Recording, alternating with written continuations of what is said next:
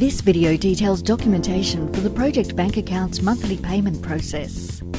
Information on payments outside this process is contained within the contractor's PBA guideline.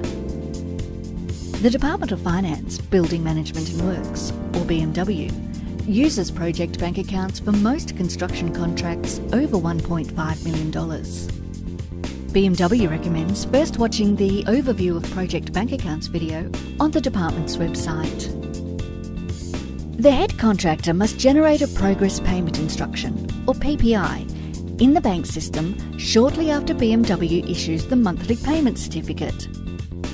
The PPI itemises how much will be paid to the head contractor, its subcontractors, and the retention holding account.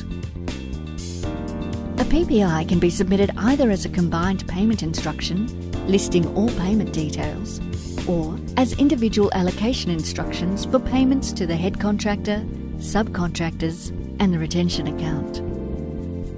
The head contractor then sends 3 documents to BMW: a copy of the PPI, a statutory declaration, and a payment report. BMW checks these documents before payment. It is essential that the PPI accounts for the exact amount on that month's payment certificate, includes the expected subcontractor payment date, and is authorised by the required representative of the head contractor. The second document, the statutory declaration, requires that the head contractor declare the PPI is true and accurate, all subcontractors that should join the project bank account have joined, there are no outstanding liabilities to subcontractors for the works, there have been no changes to the head contractor's security interests, the payment report is accurate. In addition, the statutory declaration must be dated on or after the date the PPI was created.